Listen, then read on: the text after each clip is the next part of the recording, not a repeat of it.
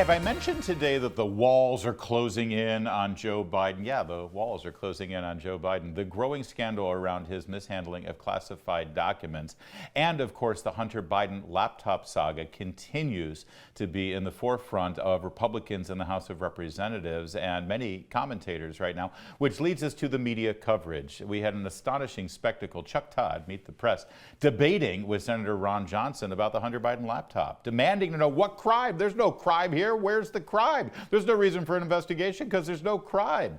Let's sort this out, shall we? Senior editor at The Federalist, David Harsanyi, wrote about this recently, and he joins us now. Hey, David. All right. Boy, that's quite a new change of tone, isn't it? Where was this verve and vigor for an actual crime during the Russian collusion hoax of the Trump administration?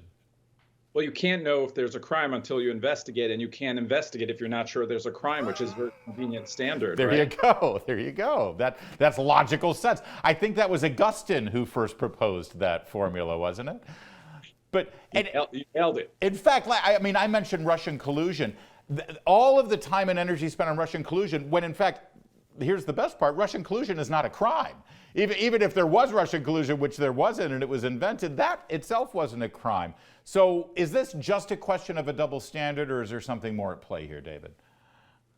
Well, I mean, the first impeachment of Trump wasn't a crime. There's nothing in the criminal code that says the president can't, strong arm a foreign leader, right? So the point is, of course, that we don't know if there's a crime because there's not been an investigation, and B, corruption is not always in the criminal code for a politician. You can be corrupt and not, be criminal. And third, it's not about Hunter Biden. It's about Joe Biden. We need to know, or the American people should know, if Hunter Biden moved money from his favor trading and his, trading in on the family name and moved it to the president, who claimed he knew nothing about this. That's another part. Yeah. Does Chuck Todd care that the president lied? It's not a double standard. They're activists for the Democratic Party. It's not a double standard because they don't even pretend anymore to care about what's going on within the Democratic Party. Thank you for making that point, though. I like Senator Ron Johnson, but I wish he had made that point. Here's Chuck Todd saying, well, it's not illegal to make money off of your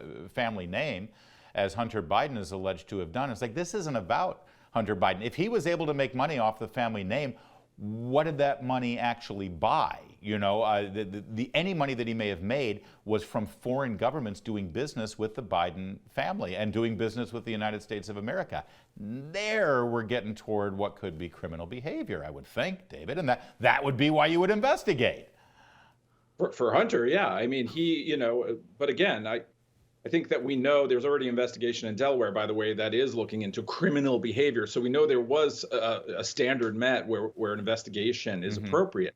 But more than that, he began these relationships in China, in Ukraine, with these folks, especially in Ukraine, when Biden was supposedly overseeing Ukrainian American policy, visiting there, pressuring the government to fire prosecutors, things like that. Now, I'm not a conspiracy theorist. I'm not sure that there's going to be any wrongdoing here, but we have far more evidence for an investigation here than we ever had for Russia collusion or or many of the investigations that have gone into Trump. And what makes me laugh about Chuck Todd is that all of a sudden he's offended that that any journalist might look into the children of a president like they didn't look into Trump's kids at all and never wrote about them. And only if there was criminal behavior for sure, that's when they looked into it. Right. I mean, it's just completely ridiculous, and I'm sure he knows that. Let's give it the benefit of the doubt for a moment. Let's stipulate the fact that there is no crime here, that the son of the president, involved in all the other horrific things that we've seen on that laptop, can make tens of millions of dollars from foreign countries who also happen to be doing business with the then vice president. In fact, a lot of those deals are struck where this nefarious son, goes on foreign trips on the vice president's plane to China to shake hands and make those deals. If it's true that that's not illegal, isn't that actually part of the problem, David?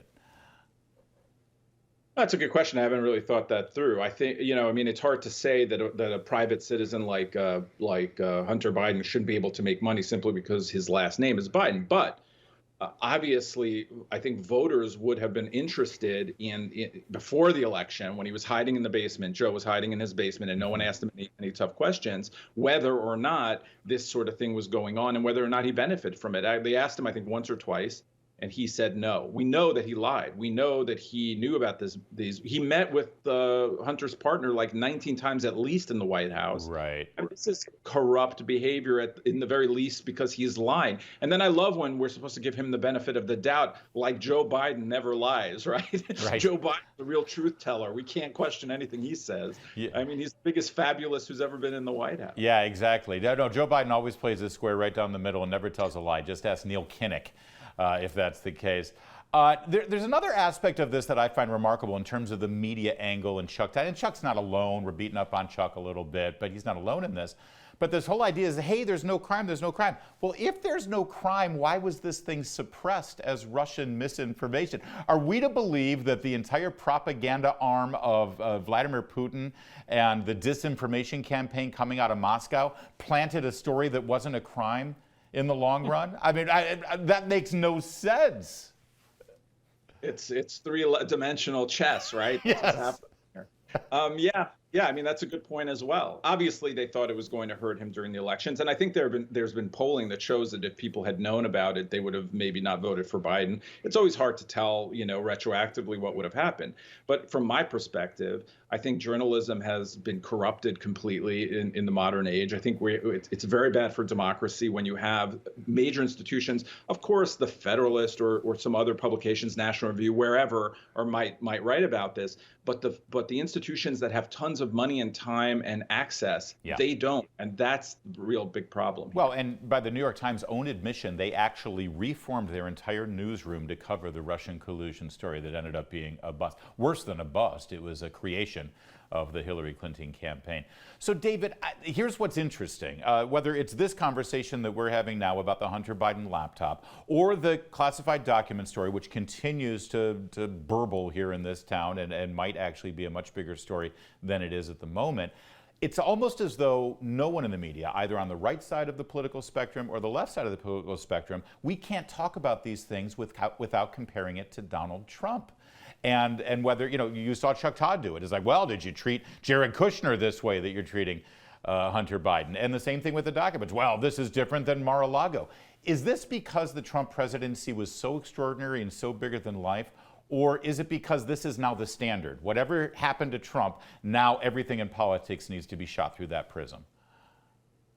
Well, I think conservatives see the world as, they see a double standard constantly. They see two tiers of justice. They see liberals acting like it's the end of the world when you find classified documents in one case, but that it's completely fine in another. And they are going to naturally compare the two and show that they're very similar. And the other side's going to try to say they're not. I wish that we didn't always talk. I mean, listen, I wrote this in the column. If we saw Donald Trump, if there was a picture emerged of him drinking vodka with Putin celebrating how he undermined the election and stole democracy and all that, it still doesn't mean that Joe Biden didn't do the things that he did. It still doesn't mean that the media should be defending and protecting one president and going after the other. I really have no problem with the media's excessive aggressiveness towards Donald Trump, as long as the stories were real, which Russian collusion was not. My problem is that they don't show a modicum of that aggression towards Democratic presidents. They act as as guardians, shielding them from criticism, always undermining any kind of story that might hurt them. That's the problem from my perspective. Well, and if I may add to that, as a member of the media, I don't expect much from our community, honestly. But I guess what really bothers most Americans is when the Justice Department starts to act this way. They've come way too close to being as partisan as the lineup on your regular cable news network, and that really is unnerving. Yeah, the last 10 years, every time I used to say, oh, that sounds like a conspiracy theory, right? A month later, it'd be true. And I'd be like, wow, that blows my mind. And Yeah. now I'm just completely distrustful of major institutions, and I'm sure most Americans are, and that's a huge problem for a free nation. It is, especially that it's even reached into Justice Department or even the CDC and our public health institutions. This is deteriorating, and we got to right that ship somehow. In the meantime, we'll do that another day with David Harsanyi, senior editor at The Federalist. Always good to talk with you, sir. One of the sane voices in our community. More to come. You're watching Salem News Channel, O'Connor Tonight.